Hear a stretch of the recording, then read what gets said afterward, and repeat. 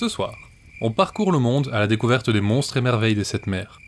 On verra que le choix entre désir et devoir peut parfois être bien cruel, et que tout le monde n'a pas droit à un happy end. Mais aussi que, parfois, la solution au gros problème est la même qu'au petit. Même si le problème en question est un serpent géant détruisant tous les bateaux qui s'approchent.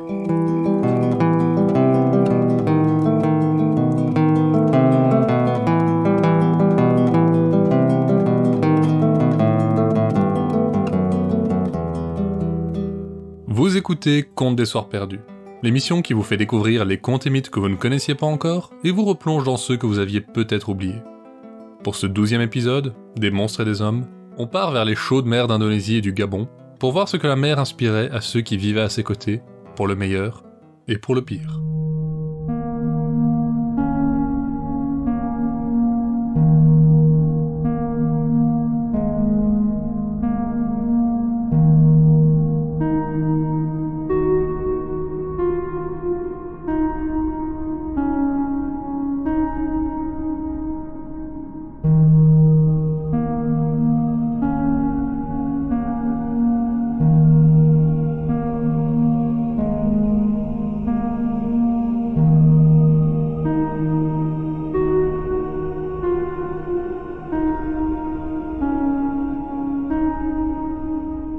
Depuis des jours, une frénésie joyeuse agitait une petite île, perdue au milieu de la mer de Java.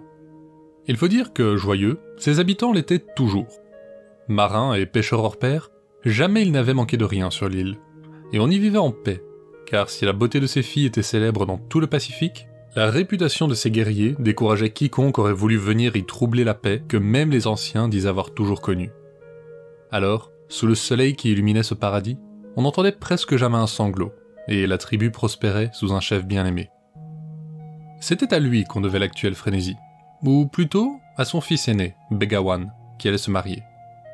Rien n'était trop beau pour les jeunes amoureux, dont les vieilles murmuraient sous les cocotiers que leur union était aussi belle que celle du soleil et de la mer le soir.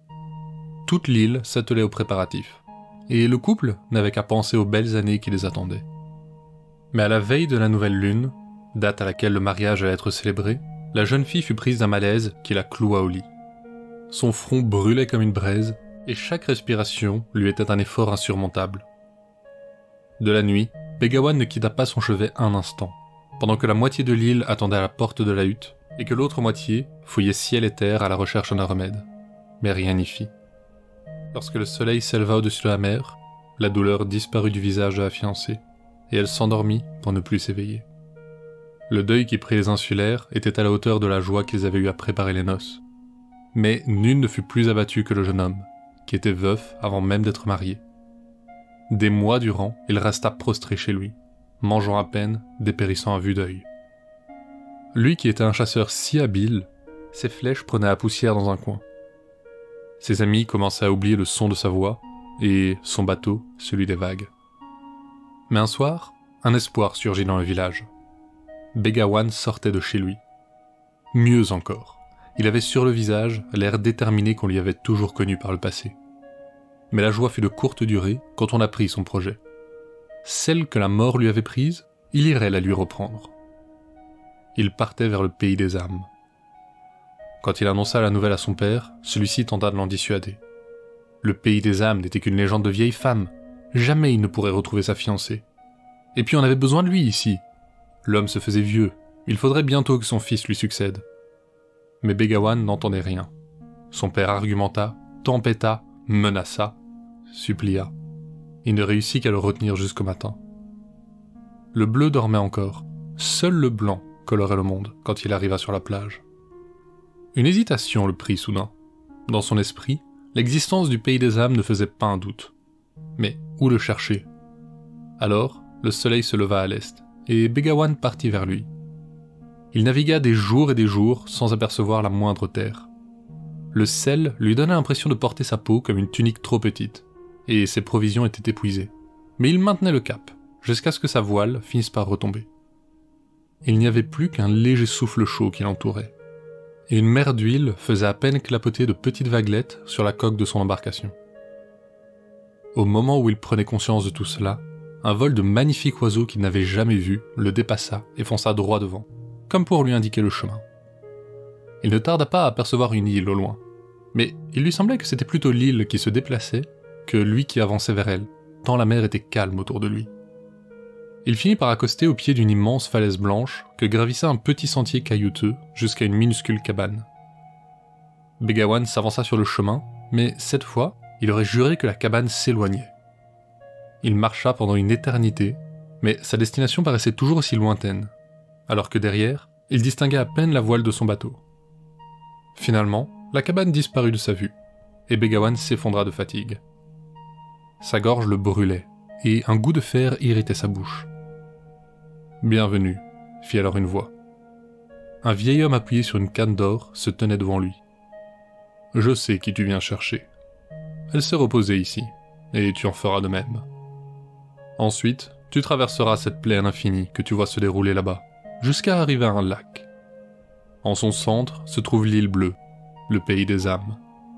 Tu pourras y retrouver celle que tu aimes, mais tu ne devras alors plus jamais porter l'oreille à un autre son que celui de son amour. » Le lendemain, ou était-ce une minute ou un siècle plus tard, Begawan s'éveilla, et le vieillard était parti. Il s'élança alors à travers la plaine, sans jamais dévier de sa route, et il arriva sur les rives d'un lac. Mais sans les avertissements du vieil homme, il l'aurait pris pour une mer, car à perte de vue, on ne devinait pas la moindre berge opposée. Sans navire pour le porter, il entra dans l'eau et nagea. Il nagea jusqu'à ce que ses bras le brûlent, puis jusqu'à ce qu'il ne les sente plus du tout. Il nagea jusqu'à apercevoir une jeune fille sur une plage, et à ne plus sentir son corps. Il ne nageait plus, ne respirait plus. Il n'était que sa destination. Alors seulement, il atteignit l'île bleue. Les jeunes amoureux se sourirent et marchèrent au bord de l'eau. On aurait pu dire longtemps si le temps avait encore existé. Ils marchèrent au son du vent, au son d'une chanson qui contait leur amour, une chanson éternelle. Mais à travers le vent, une voix murmura. Begawan l'ignora d'abord, mais la voix insistait, et il finit par tendre l'oreille. La voix disait « Ton père est mort, l'île a besoin de toi. » Il cligna des yeux. En les rouvrant, il était seul chez lui. Le vent était muet. Alors, il sortit et alla rejoindre les siens pour les cérémonies de funérailles et de passation du pouvoir. Il savait au fond de lui que jamais il ne retrouverait l'île bleue.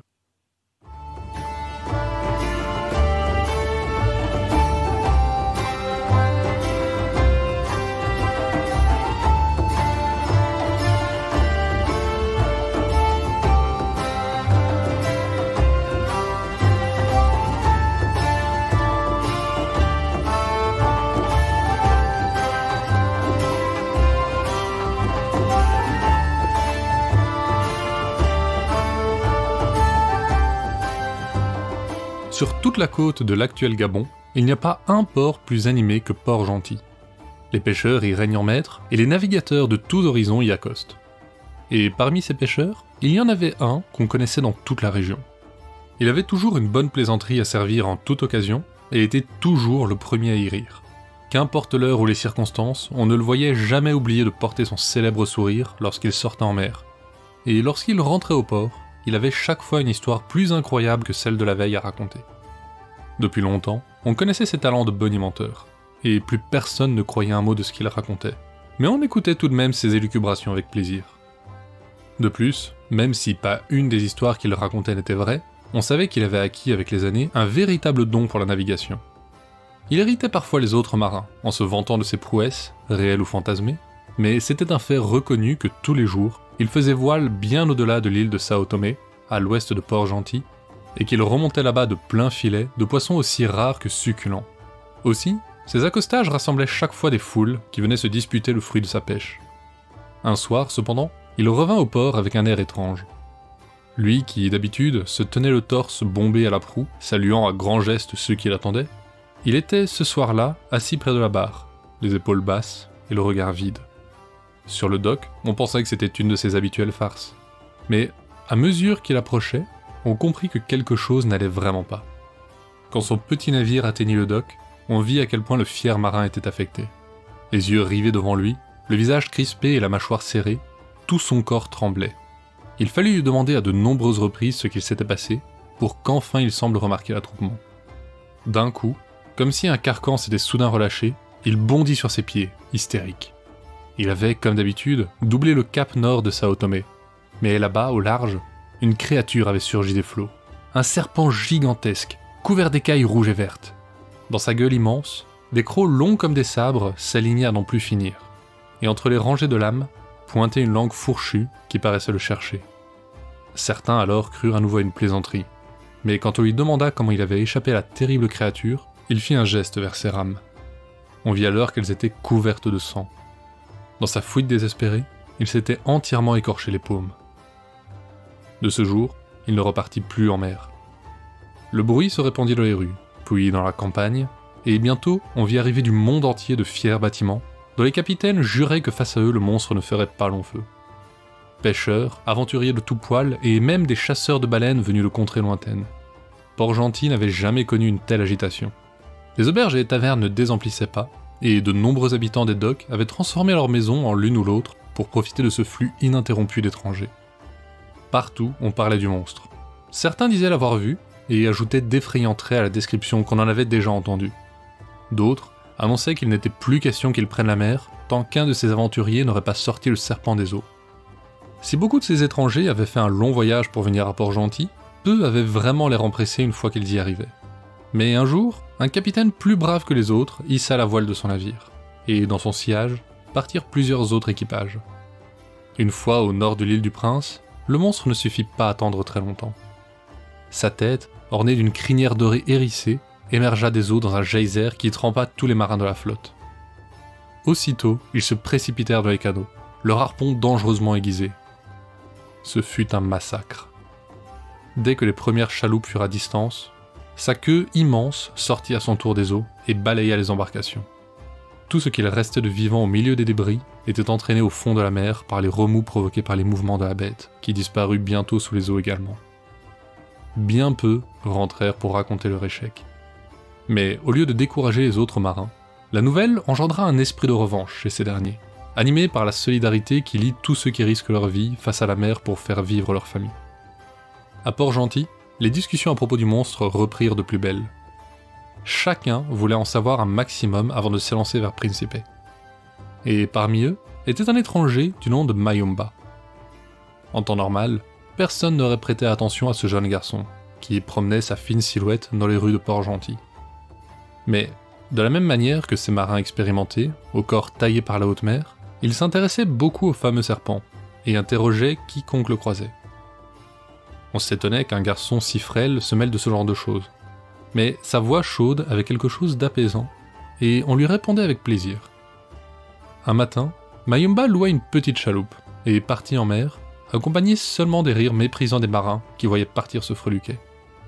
À la seule force de ses rames, il doubla le cap nord de Sao Tomé, et arriva à l'endroit où devait se trouver la bête. Comme les autres avant lui, il n'eut pas à attendre longtemps. Mais quand l'immense créature jaillit des eaux, il se leva tranquillement, alla à l'avant de sa chaloupe, et se mit à chanter. Le temps sembla alors s'arrêter. Les vagues graves et chaudes de la voix de Mayumba se mêlaient à celles de la mer et enveloppaient l'instant. Le serpent, dressé au-dessus des eaux, se balançait lentement en rythme, hypnotisé. Chaque modulation du chant l'entraînait à gauche, à droite, et toujours plus haut. La voix montait, ample et pure, vers le ciel et les étoiles. Plusieurs navires aperçurent la scène de loin. Ils avaient quitté le port derrière Mayumba, curieux de voir ce que le jeune garçon tenterait de faire. Ils ne comprenaient pas bien ce qu'ils voyaient, mais une chose était sûre, c'était leur chance. Pendant que la bête était distraite, ils mirent toute voile au vent, et se précipitèrent sur elle, leur harpon à la main. Mayumba, lui, rayonnait de fierté. Une fois de plus, sa voix avait su charmer un serpent. Et quel serpent cette fois! Mais il remarqua les équipages qui fonçaient vers la créature. Alors, d'un coup, il cessa son chant. La bête reprit ses esprits et se précipita sous les eaux. Avant qu'elle ne disparaisse, Mayumba crut déceler une lueur de gratitude dans ses yeux.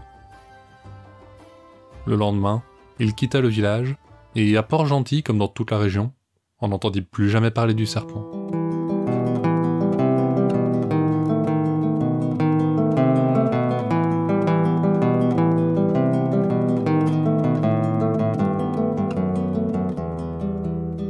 Quand vous étiez enfant, est-ce que vous aussi, vous preniez soin de couvrir vos pieds avec la couverture pour ne pas que vos orteils se fassent croquer par un monstre? Eh bien, si vous vous trouvez un jour dans le sud de l'Afrique, vous feriez bien de reprendre cette habitude. Le tokoloché, qui hante ces contrées, a pour habitude de faire exactement ça, croquer vos orteils. Mais c'est là le moindre mal qu'il puisse causer. Ces créatures sont des esprits des eaux, velus et petits, mais d'apparence vaguement humanoïde, créés par des sorciers pour faire du mal à leurs ennemis.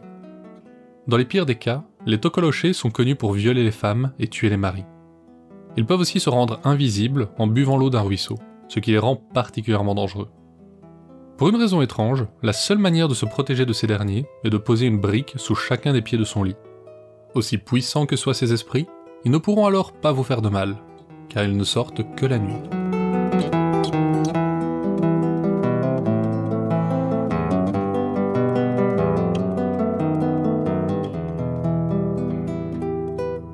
La mer a toujours eu quelque chose de fascinant. Pour les peuples qui vivaient à son contact, elle est tout à la fois mer nourricière et monstre imprévisible prêt à les engloutir. Les légendes qui la mettent en scène sont innombrables et présentent souvent ce double aspect. Pour celui qui sait l'amadouer, la respecter, elle est source de merveilles. Mais seule sa propre perte attend celui qui pense la dominer. Beaucoup de temps a passé depuis que ces histoires ont été racontées pour la première fois. Mais même avec toutes nos technologies, la mer n'a pas vraiment changé. Et ce n'est qu'en la respectant qu'on pourra espérer vivre paisiblement à ses côtés.